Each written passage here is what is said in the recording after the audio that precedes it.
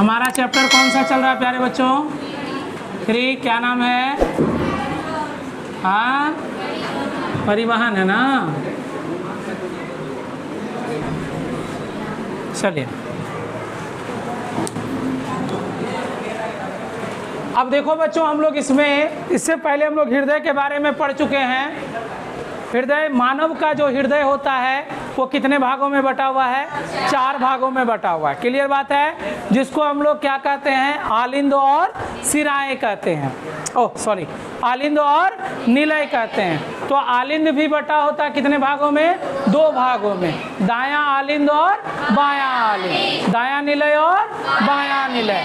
अब देखो बच्चों क्या होगा कि ये हृदय से जो है क्या क्या जुड़ी रहती है। तो हृदय से बच्चों 3 अंग जुड़ा होता है ना, जिसको हम लोग रक्त वाहिनियां कहते हैं। क्या कहते हैं प्यारे बच्चों? रक्त वाहिनियां। तो हम लोग हेडिंग लगाएंगे, आज पढ़ेंगे रक्त वाहिनियां, है ना, कि ये रक्त वाहिनियां क्या होती है। हेडिंग लगाएंगे बच्चों, रक्त वाहिनियां।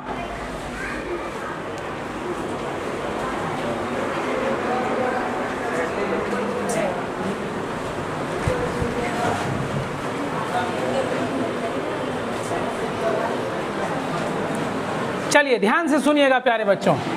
मान लिए, सपोज किए कि ये हमारा इस तरह का क्या है? हृदय है ना। इस तरह का प्यारे बच्चों हृदय हो गया, ठीक है।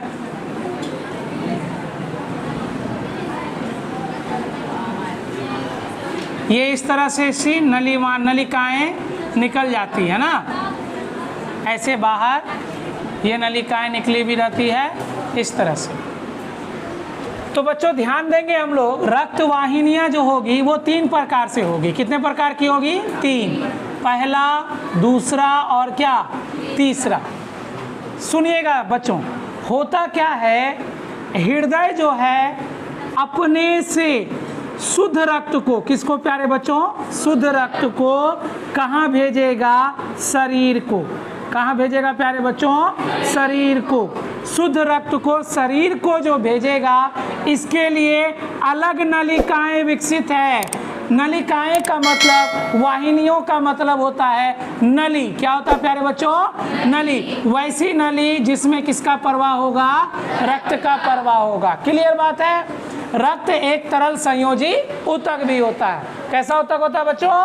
तरल संयोजी ऊतक भी होता है। चलिए अब होगा क्या कि रक्त से जो नली शरीर से, सॉरी, हृदय से जो नली शरीर से जुड़ा होगा प्यारे बच्चों, जो जुड़ा होगा, इसका नाम है, इसी को हम लोग कहते हैं प्यारे बच्चों धमनियाँ। क्या नाम है? धमनियाँ। इसी का नाम होता है धमनियाँ, जो रक्त को हृदय से कहाँ लेकर जा रही है प्यारे बच्चों?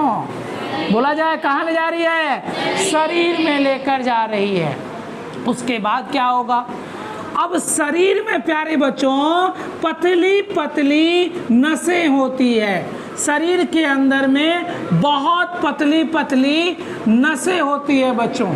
इसी नसों को कहा जाता है धमनिकाएं। क्या होता है बच्चों? धमनिकाएं। यही धमनिकाएं या इसी को कहा जाता है केशिकाएं। क्या कहा जाता है? इसका मतलब, केशिकाएं का मतलब यह होता है बच्चों, हमारे शरीर के अंदर वैसा नस जो बिल्कुल बाल के बराबर पतला होगा, उसी को कहा जाता है केशिकाएं। यानी शरीर में रक्त तो आया, लेकिन रक्त को जो है शरीर के विभिन्न भागों में पतली पतली बहुत बारीक नलिकाओं में बट गई। इन्हीं पतली पतली और बारीक नलिकाओं को क्या कहा जाएगा? केशिकाएं कहा जाएगा।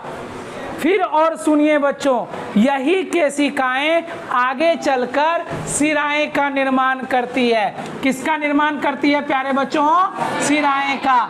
ये भी जो है बहुत पतली पतली होती है और ये जो है कहलाती है प्यारे बच्चों क्या? शिराएं। क्या कहलाती है? शिराएं। और इन्हीं पतली पतली नसें एक साथ जुड़कर, बोलो क्या? एक साथ जुड़कर प्यारे बच्चों, सब एक साथ जुड़कर हमारे हृदय से आकर मिल जाती है, शिराएं जुड़ती है। ध्यान रखिएगा, केशिकाएं नहीं, शिराएं जो है एक साथ जुड़ती है और एक मोटी नस में या मोटी नली में ये प्रवाहित होती है प्यारे बच्चों। इसी को क्या कहा जाता है? शिराएं, शिरा कहा जाता है।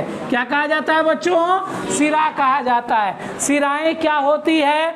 हम लोग कहेंगे क्या कि शिरा से जुड़ने वाली जो महीन नली होती है उसी को क्या कहा जाएगा? शिराएं कहा जाएगा। और प्यारे बच्चों, इन शिराओं में जो है कैसा रक्त होगा? अशुद्ध रक्त होगा। कैसा होगा प्यारे बच्चों? अशुद्ध रक्त होगा। जबकि यहाँ कौन सा हिस्सा बोलो? धमनियों में। तो धमनियों में हमने अभी बताया प्यारे बच्चों कैसा रक्त होगा? शुद्ध रक्त होगा। धमनियों में, केशिकाओं में कैसा रक्त होगा? शुद्ध रक्त होगा। धमनिकाएं में कैसा रक्त होगा? शुद्ध रक्त होगा। लेकिन शिराओं में कैसा रक्त होगा? अशुद्ध रक्त होगा। और शिरा में भी कैसा रक्त होगा? अशुद्ध रक्त होगा। अब क्या होता है, बाकी की जो नली होती है प्यारे बच्चों, ये जुड़ी होती है हमारे फेफड़ों से। किससे जुड़ी होती है? फेफड़ों से जुड़ी होती है। अब यहाँ पर भी बच्चों, यहाँ पर जो है फेफड़ों से जुड़ी जो नलिकाएं होती है, जो सीधे, ध्यान दीजिएगा, हृदय से रक्त को फेफड़ों तक लेकर जाती है, ये कहलाती है प्यारे बच्चों क्या? फुफ्फुस धमनियाँ। क्या कहलाती है? फुफ्फुस धमनियाँ कहलाती है। ये कहलाएगी फुफ्फुस धमनियाँ, जो हृदय से रक्त को कहाँ लेकर जाएगी बच्चों? फेफड़ों में लेकर जाएगी। वो क्या कहलाएगी? फुफ्फुस धमनियाँ। अब फेफड़ों से शुद्ध रक्त आएगा, किधर आएगा बच्चों? हृदय में आएगा। तो हृदय से जो नली से आएगा, इसको कहा जाता है बच्चों क्या? फुफ्फुस शिराएं। क्या कहा जाएगा? फुफ्फुस शिराएं, है ना? फुफ्फुस शिराएं, यही कहा जाएगा। क्लियर बात है? समझ में आ गया ना? तो फुफ्फुस शिराएं का मतलब यह हुआ कि शुद्ध रक्त जो फेफड़ों से कहाँ आएगा प्यारे बच्चों? हृदय में आएगा। तो हमें इनके बारे में ये सब नली जो है, यही नली सब क्या कहलाती है बच्चों? वाहिनियाँ कहलाती है। अगर हम लोग ये कहेंगे कि रक्त वाहिनियाँ कहाँ पाई जाती है, ये किससे जुड़ी होती है, तो ये शरीर में पाई जाती है और ये हृदय से, शरीर से और फेफड़ों से जुड़ी होती है। क्लियर बात है बच्चों, है ना? तो हमारे संपूर्ण शरीर को पंप करके कौन भेजता है? हृदय भेजता है। अगर हृदय नहीं होगा तो हमारे शरीर में, संपूर्ण शरीर में रक्त का प्रवाह भी नहीं होगा। ये एक चाप बनाती है बच्चों, जिसको हम लोग रक्त चाप कहते हैं। और रक्त चाप बच्चों 120 बटे कितना का होता है? 80 का होता है। क्लियर बात है बच्चों? वो आगे हम लोग बताएंगे। तो हेडिंग लगा दिए थे आप लोग, रक्त वाहिनियाँ लिखा जाएगा। रक्त वाहिनियाँ जो हृदय, शरीर एवं फेफड़ों से जुड़ी रक्त नलिकाएं होती है। रक्त नलिकाएं होती है जिनमें ऑक्सीजनित एवं विऑक्सीजनित रक्त का प्रवाह होता है।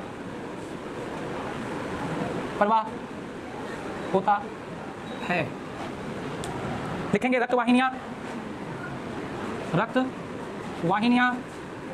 3 प्रकार की होती है। पहला धमनियाँ, दूसरा केशिकाएं, तीसरा सिरा, ठीक है, या सिराएं।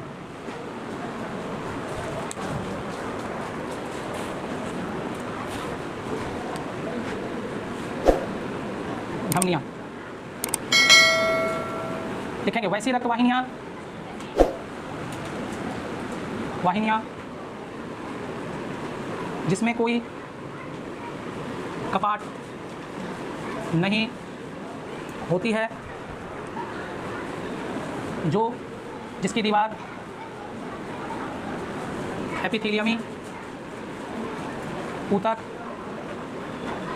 की बनी होती है, साथ ही यह लचीली होती है,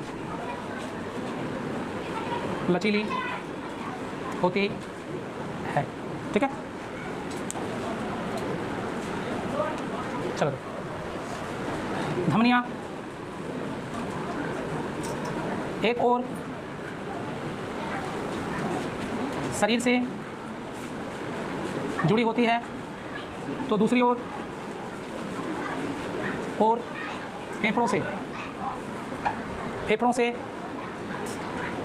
जुड़ी होती है, तो शरीर से, तो दूसरी ओर हृदय से जुड़ी होती है, जिनमें शुद्ध रक्त का परिवहन होता है, ठीक है। धमनियाँ आगे चलकर धमनिकाओं में बटी होती है, जिसे केशिकाएं भी कहते हैं।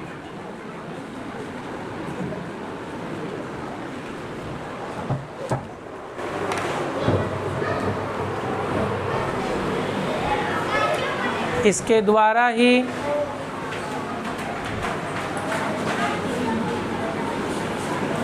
कैसा मार्कर है, इसके द्वारा ही जल, पचे हुए भोज्य पदार्थ,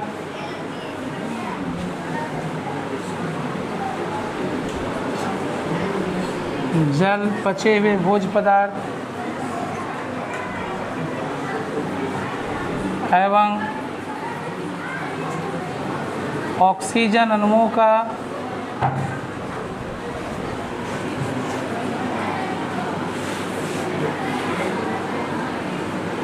परिवहन होता है, ठीक।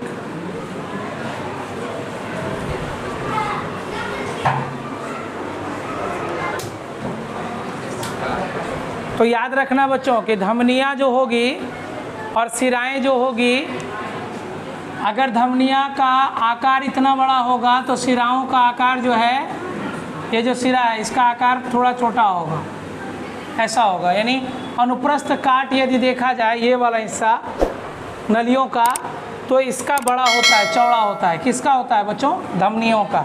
और सिरा का क्या होगा? पतला होगा। और इससे पतला धमनियों से छोटा सा होगा, पतला किसका हो जाएगा बच्चों? केशिकाएं का या धमनिकाएं का। क्लियर?